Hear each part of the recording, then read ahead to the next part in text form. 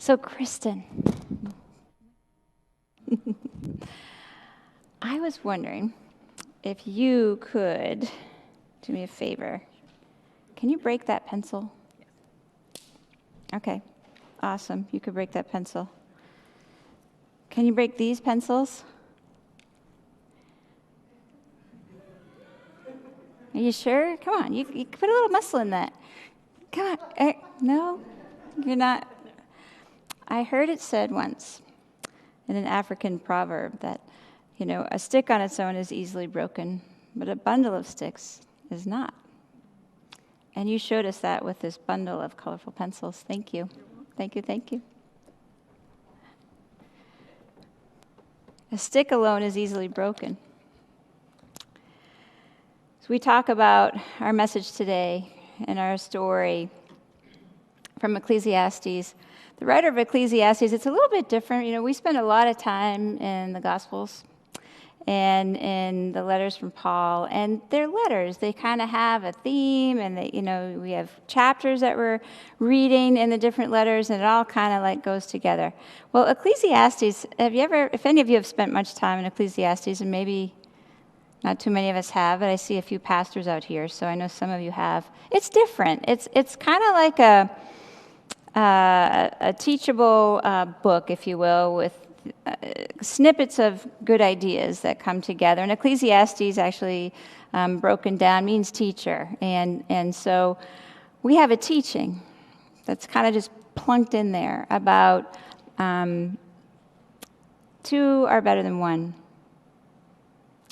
The reality is one of our most innate human qualities and realities is our struggle for independence.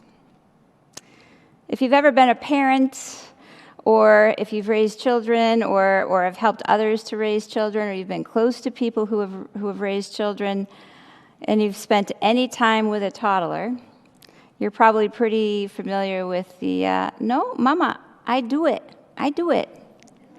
Anyone hear that? Or is it, maybe it's just our kids. Was it just our kids? No. I do it. Me do it. Remember that time? I'm 54 years old, and I still remember very clearly the first time I drove the car out of the driveway on my own. Anyone with me on that? It was circa 1984. I had the music up really loud because I could, because no one was telling me not to. I think it was the Ramones, if I remember correctly. And I went flying down the road, or so it felt. And that feeling of independence was so beautiful. That feeling that the first time you get your place on your own, or the first time you got your first credit card. In reality, there's something about our strive and need for independence that we all can be a little bit like that toddler. I remember one time asking someone about their prayer life, asking, do you pray, and how do you pray? And the person said, no, I don't pray because I like to do things on my own. I don't need to ask God for anything. That was a long conversation. There is that other side of our independence, that side where we get, we buy into that idea that we can do things by ourselves, that we don't need anyone else, that we can go it alone. What I've noticed, and it could just be me, so I'm not making any generalizations, although I am making a generalization, but it's only my own generalization, which I've noticed that most men in northern New England who are raised in northern New England don't often ask for help. I don't know what it is. For that matter, neither do many women.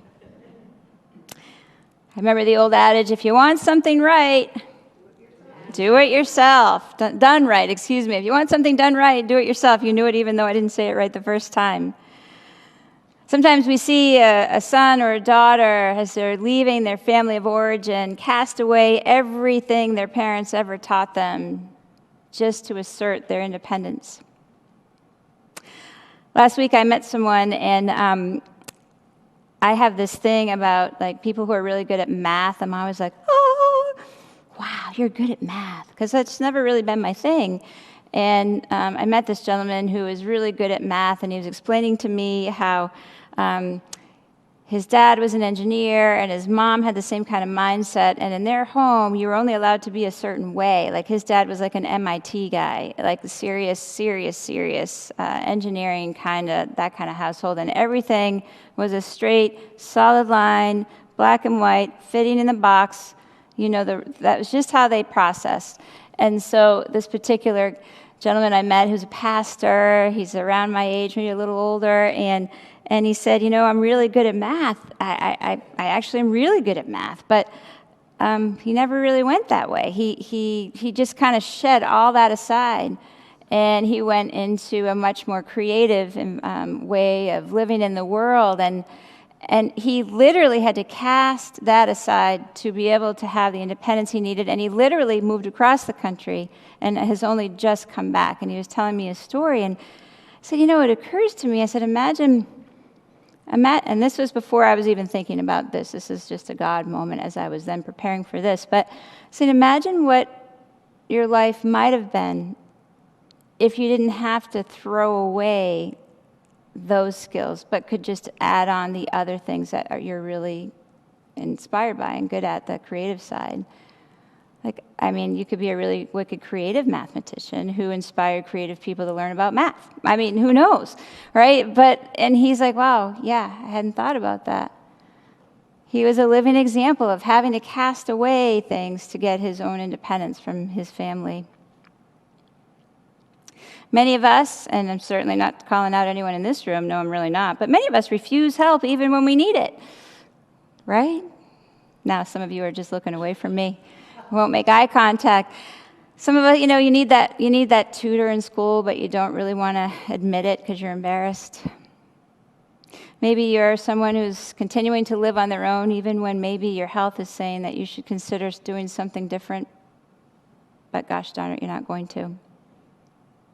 Maybe you're struggling in your marriage or in life, and you refuse to see that marriage counselor, or you refuse to bring to the table with any kind of therapist what's really going on inside because you can't. Too embarrassed? You can just deal with it. Who goes to therapy anyway?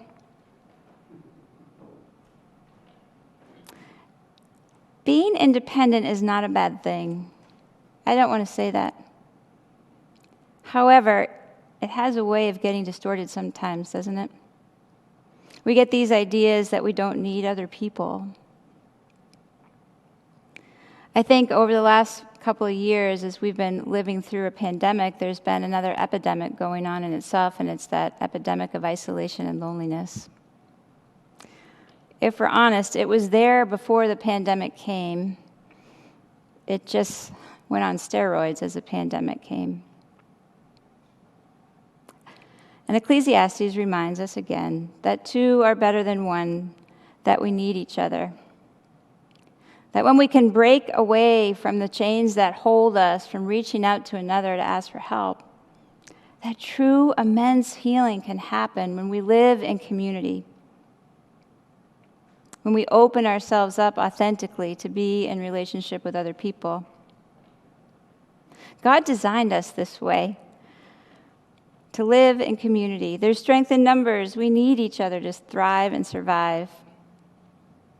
And there are all sorts of community in this world, right? And here we are one. We are a community. We are a community church. Community is right in our name. And still, we know that research has shown that there is a greater sense of longevity of life. People have a 50% reduced risk of dying if they have greater social connections. 42 million people across the United States suffer from chronic loneliness. More than half of our population live alone. In reality, with the increase of technology and all that we have the opportunity to experience, we're becoming increasingly more disconnected from one another. Can you sense it? I can. I can sense it in our community and in the world. And then there's always that part of what social connection does for us when it's done in a digital way. Everyone else looks like their life is a little better. Grass is always greener. I mean, Dave, your life looks awesome out there on Facebook. And I know it is awesome, but, right? Grass looks really greener. None of us really put out the crappy things out there, like home alone on a Saturday night doing laundry. Wondering where all my friends are. I mean, who does that, right? I challenge you guys to do that this week. When you're home alone, and those of you that are on Facebook or whatever, Instagram, eating dinner alone again, right? I'm making light of this, but nobody does that for fear of embarrassment, feeling like you're the only one. But I can tell you, you're not the only one.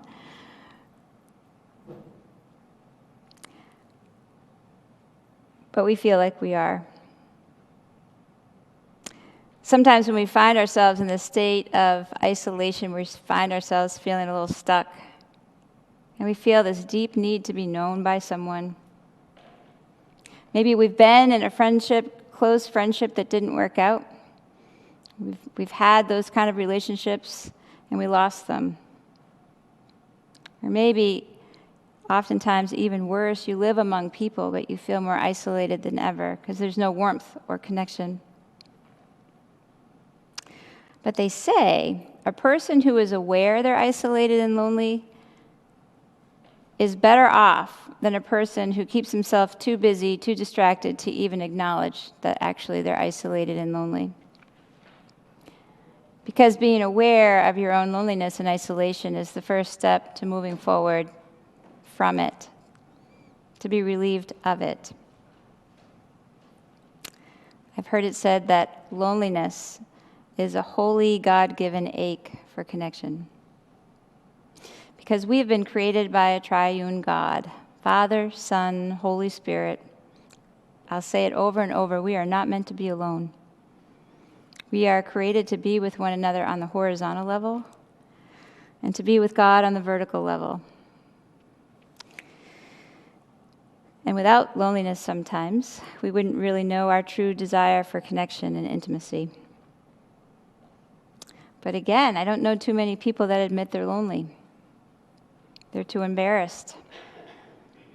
Or they feel like they shouldn't feel lonely because we have such a culture that talks about our need for independence, that it's okay to be independent. So, as we move through this week,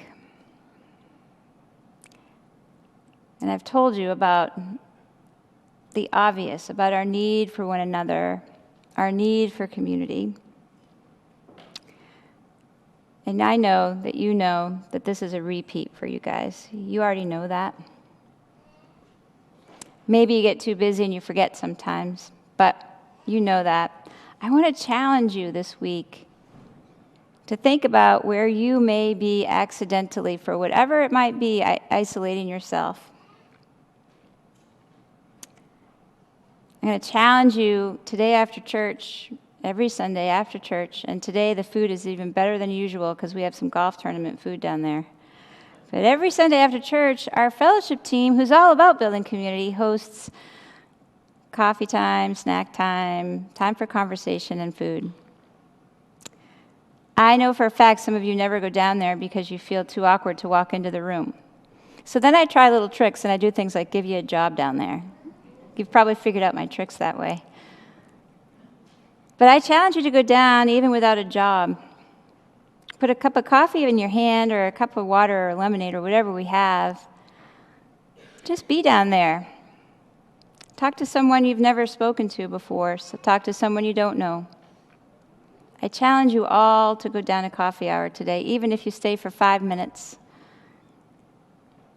I can promise you, you're going to be just fine. You're not the only one who sometimes feels awkward here, there, or anywhere. We all do sometimes. One of my daughters is a very strong introvert. And when she was growing up, I had a really hard time when she'd be in a room alone sometimes for so long periods of time. I'd be like, "Are you okay in there? What's going on? You all right?" And she'd be like, "I'm fine." I'm a very strong extrovert, right? So I just didn't get that need to be alone. But she's been telling me now about, she has a friend who's a very strong introvert, a man, and he's dating a woman who's a strong extrovert, and the way she termed it is, he found his extrovert. And I just giggled out loud because it's like now the pressure's off. He can just stand alongside her, and she's doing all that stuff needs to be, and he's secure next to her, but it takes the pressure off for that introvert who doesn't know how to be or doesn't feel as comfortable in that situation with a bunch of people.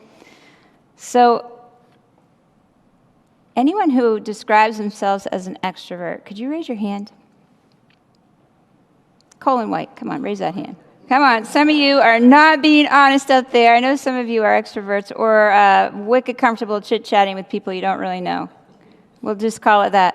All right, for those of you that aren't wicked comfortable for chit-chatting with people you don't really know, look around and look for the hands.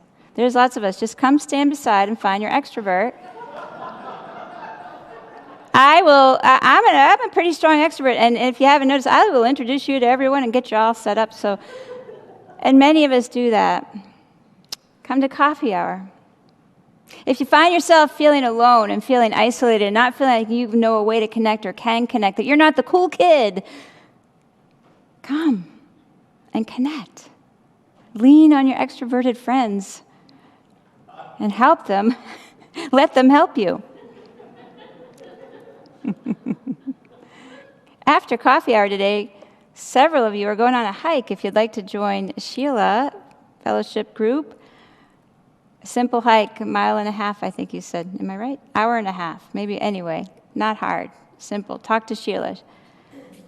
Go on the hike. If you physically can do that, go and breathe the air in the woods and talk to some people, or let them just talk to you. I always say, people tell me they don't know what to say or how to be in that kind of situation. I say, just ask people about themselves. Just say, how are you? What do you like to do? Most people kind of like to share that kind of thing because they like to be heard. There's a little tip I gave you. A little tip for your introverted selves if you aren't comfortable. And I don't mean to make fun, and please know I'm not.